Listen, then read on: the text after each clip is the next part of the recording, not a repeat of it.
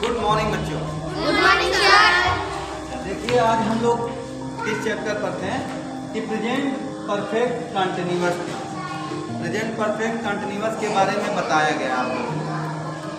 बताया गया क्या है, ये कंटिन्यूअस जैसे होता है, प्रेजेंट कंटिन्यूअस वो ऐसे ही होता है, लेकिन इसके साथ समय का बोध होता है। ठीक है, ये कल भी हम लोग इस टॉपिक पर थे और आज भी हैं, क्योंकि आप लोग का रिवीजन भी होता है। ठीक है, तो पहचान क्या है, जिस वाक्य के अंत में रहा है, रही है, रही है, आदि के साथ समय का।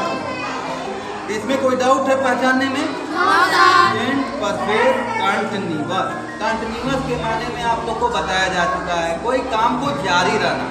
इसके अंदर परफेक्ट लग गया है तो उसमें समय का बोध होगा। समय के बोध में क्या रहेगा, से की अंग्रेजी रहेगी।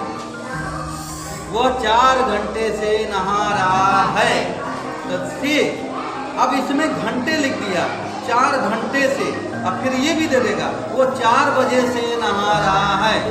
अब घंटे और बजे से में अंतर आ गया, इस दोनों में लगा है, समय के साथ में दोनों में से लगा है, तो से हमने यहाँ आपको इंडिकेट किया है, यहाँ से इंडिकेट किया है।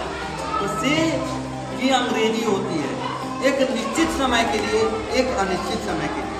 निश्चित समय क्या होता है, निश्चित समय के लिए क्या हम प्रयोग करते हैं, सिंस का प्रयोग, से की अंग्रेजी सिंस का प्रयोग करते हैं। अनिश्चित क्या होता है, परफेक्ट टाइम जो होता है। परफेक्ट टाइम क्या होता है, 4 बजे से, सुबह से, सन 1945 से, सोमवार से, 4 अप्रैल से, जैसे एकदम परफेक्ट समय दिया होता है। और अगर हम अनिश्चित समय के लिए फॉर जो यूज करते हैं तो उसका हम यूज कहाँ करते हैं, 4 घंटे से। कौन से घंटे से, सुबह वाला कि शाम वाला, कब से, ये अनिश्चित है। 4 दिन से, तो ये भी कौन सा दिन से, जनवरी वाले में कि फरवरी वाले में। तो ऐसी टाइप में आते हैं जो जिसका निश्चित नहीं होता है, वहाँ से की अंग्रेजी और यूज करते हैं। जहाँ निश्चित होता है वहाँ हम सेंस यूज करते हैं।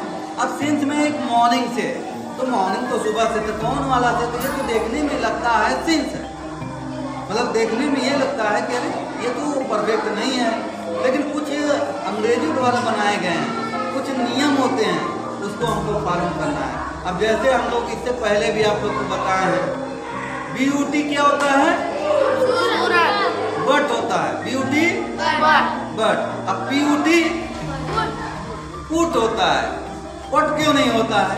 तो वैसे ही मॉर्निंग का जो होता है, मॉर्निंग में सिंस का ही यूज कर लेंगे, ऐसा समझ लो। कुछ ऐसे अंग्रेजी बनाए गए होते हैं जो हम बस रट लेते हैं। तो आगे हम लोग देखेंगे, ये प्रयोग हो गया। अब रूल, इसके नियम क्या हैं? पहला, एक वचन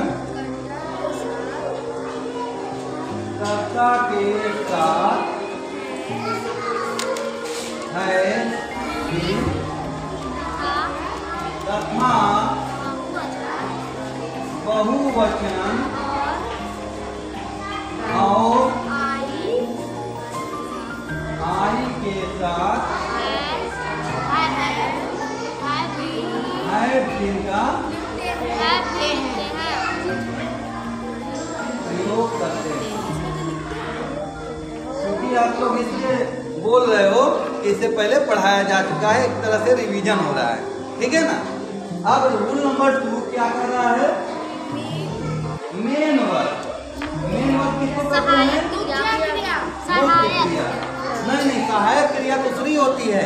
सहायक क्रिया is, are, am, have been है, ये सहायक क्रिया होता है।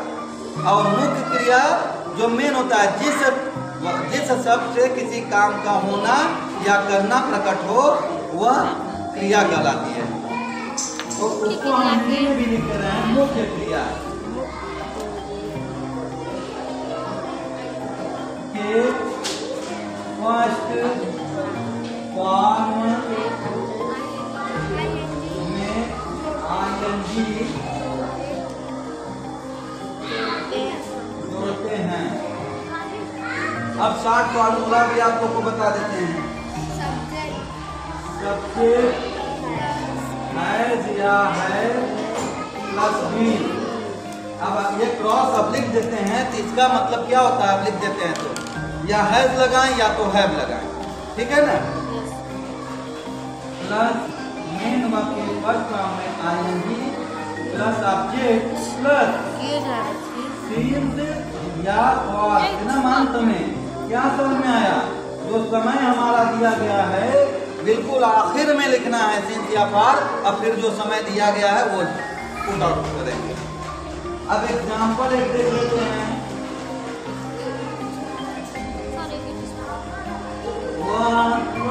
2 बजे से किताब पढ़ रहा है।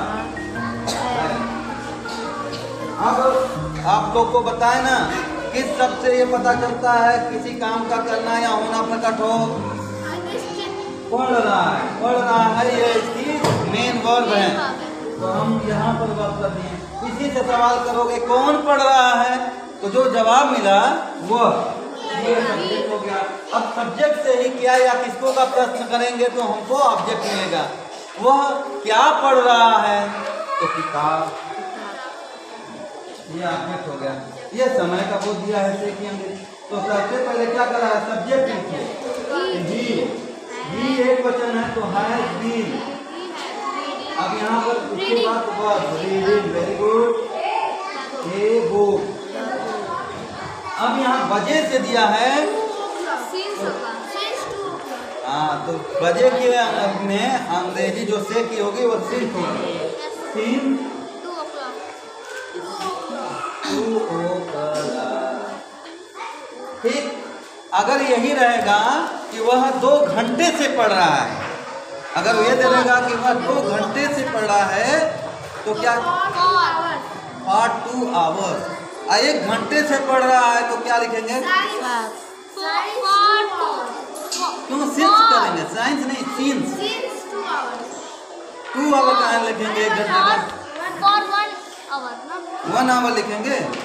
देखिए जो आवर घंटे की अंग्रेजी होती है, हावर नहीं पढ़ते हैं, ऐसे होता है, आवर पढ़ते हैं। तो इसकी प्रोनाउंसिएशन जो है वह ए